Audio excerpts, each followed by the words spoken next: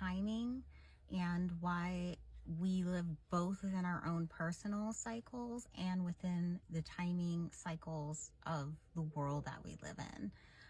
We have our personal planets, which affect our personal cycles on a daily basis and monthly basis much quicker than the generational planets.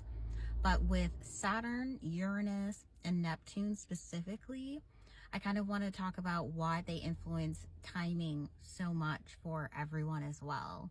So Saturn being associated with social structure, restrictions, and also reputation. So because of that, those are some things that are outside of our control in some ways. Your reputation is not always in your control. Your limits, especially limits that are placed on you societally, are not within our control as well. Saturn also is associated with time, and long time, taking a long time, because we need to learn a lot of lessons, and that takes time to reach our true goals and even figure out our true desires, and all of that goes into building our reputation, because it also dictates our actions, is like learning lessons that change us in different ways, which then goes into Pluto as well. And then with Uranus, in this book I was revisiting, I like how they talk about it being the cloud around us. And so it's a cloud of social information, which is why it's associated with Aquarius as well in modern astrology, as well as Saturn, Aquarius. And with Uranus, having to do also with technology, and breaking boundaries. It also has to do with surrounding information, which again is not in our control, which also goes into Uranus causing sudden changes, because it is the cloud around us, which is also why the 11th house is associated with networking, and also with our hopes and dreams, because the information around us, which goes into television, media, when we talk to other people, networking, our friend groups, also getting information from outside sources, all of that can cause sudden changes, which is why Uranus also goes into the timing of when we are able to do things and take action or not take action. And also I like the idea of it being associated with a cloud around us, because Uranus, with its sudden rapid changes, I do associate that to storms. So you can think of it as bringing a thunderstorm, or rain, or clouds and the sun in a happy day.